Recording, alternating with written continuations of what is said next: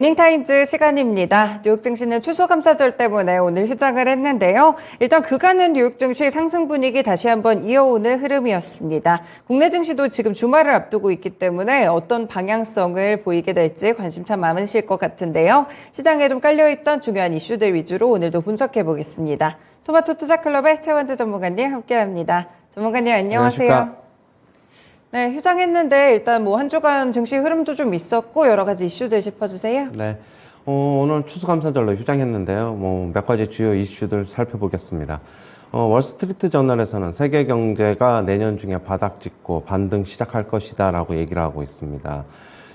지금 깊은 침체는 피할 수 있을 것이다라고 얘기를 하고 있고요. 높은 인플레와 금리 상승에도 일부 경제 지표는 회복하는 등 혼합된 모습을 보이고 있습니다. 지금 유럽 같은 경우에는 따뜻한 겨울로 최악의 상황은 피한 것으로 보인다라고 얘기를 하고 있습니다. 그 다음에 세계 최대 벤처 캐피탈인 세콰이어 캐피탈 측에서는 기술주 밸류에이션이 24년까지 회복 못할 것이다라고 얘기를 하고 있는데요.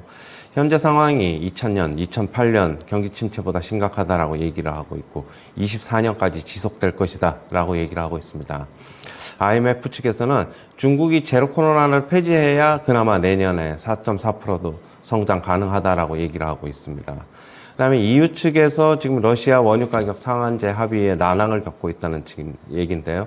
서방국들의 이견으로 지금 러시아산 원유 가격 상한제 합의에 난항을 겪고 있는데요. G7이 제시한 65달러에서 70달러 상한액에 이견을 보이고 있습니다.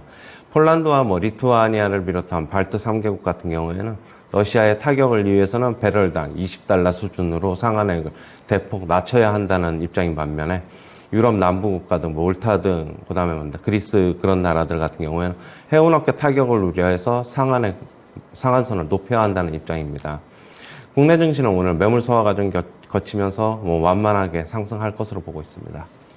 네, 그동안 중요했던 그런 경제에 관련된 부분이라든지 그리고 제로 코로나 이런 이야기들이 여러 가지 나왔던 것 같은데 일단 월스트리트 저널 측에서 세계 경제가 바닥을 찍고 내년에는 반등이 가능하다라고 전망을 좀 제시를 해줬어요. 전문가님 의견은 어떠신가요?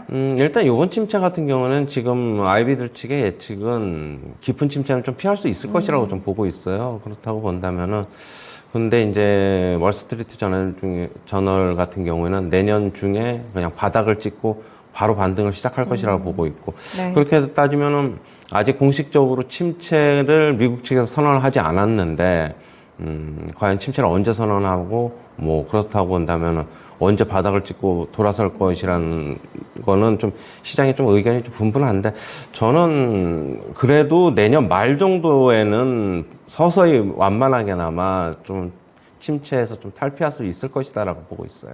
혹시 공식적으로 경제 침체에 대한 선언이 없을 가능성도 있나요?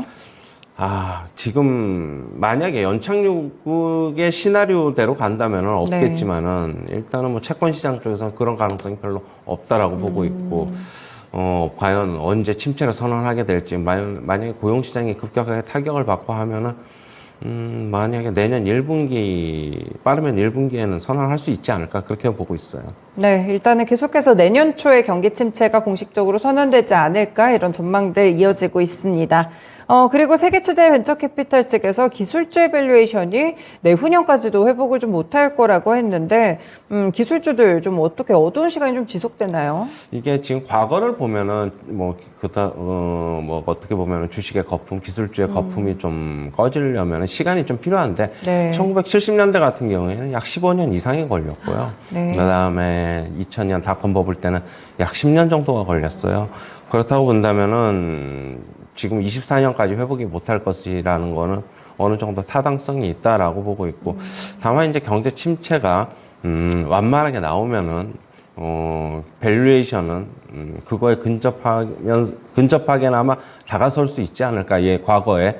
그렇게는 보고 있는데, 역시 너무 빨리 기술주의 밸류에이션이 그렇다고 본다면은 1년, 22년 초, 이거를 바로 회복하기는 저도 좀 힘들지 않을까라고 보고 있고 어느 정도 시간은 좀 더 필요하다라고 보고 있습니다. 나머지 지금 다우 산업지수가 강세를 보이는 게 결국에는 그런 이유 때문이 아닌가 그렇게 보고 있어요. 네, 그동안 기술주들의 거품이 꺼지는 시간이 상당히 좀 오래 걸렸었는데 이번에도 쉽지는 좀 않을 전망입니다. 물론 경기 침체에 대한 부분들 함께 좀 살펴보시면서 기술주들에 대해서는 조금 보수적인 투자 시각 유지하셔야 될 것 같아요.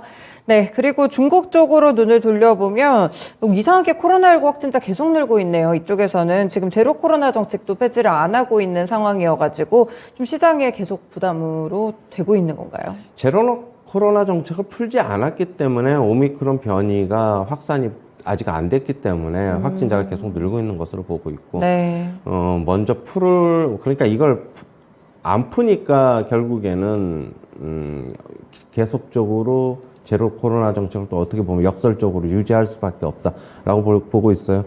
결국에는 좀 이걸 어느 정도 서서히 좀 풀어야지. 네. 그다음에 감염자 수도 초반에는 급격하게 늘 수 있지만 나중에 면역자들이 생겨가지고 나중에는 결국에는 모든 다른 나라들과 좀 비슷하게 되지 않겠나 그렇게 보고 있고요. 중국도 성장률을 위해서는 성장을 하기 위해서는 언젠가는 풀 것인데 다만 그 시기가 뭐 상반기에 풀지 결국에는 하반기로 가면서 풀지는 좀 지켜봐야 될 것입니다. 네, 중국 쪽의 이런 코로나 정책과 관련해서도 면밀하게 좀 계속 살펴봐야겠습니다. 그리고 EU 측의 러시아 원유 가격 상한제가 합의가 좀 난항을 겪고 있고 푸틴은 뭐 심각한 결과를 초래할 것이다 이렇게 경고까지 날리고 있는데 지금 에너지 가격에 대한 부담도 좀 지속되게 될까요? 어떻게 보세요? 지금 결국에는 이것 때문에 에너지 지금 원유 가격이 조금 빠졌는데 네. 만약에 러시아가 반발을 하면서 수출을 중단할 경우에는 다시 한번 원유 가격 좀 변동성이 좀 커질 수 있다라고 보고 있고 지금 원유 가격 같은 경우에는 연중 최저치에 근접을 했습니다. 차트 보시면은 1월 3일 날에 74.27달러가 여기가 올해 최저점이었는데 네. 지금 거의 이틀 전에 75점 저가가 27달러 WTI 기준인데 지금 거의 근접했기 때문에 저는 이제 원유 가격 하향 안정화를 예상을 하고 있는데 러시아가 아무리 그래봤자 뭐 수출까지 중단하는 극단적인 상황까지는 저는 안 갈 것이라고 보고 있어요.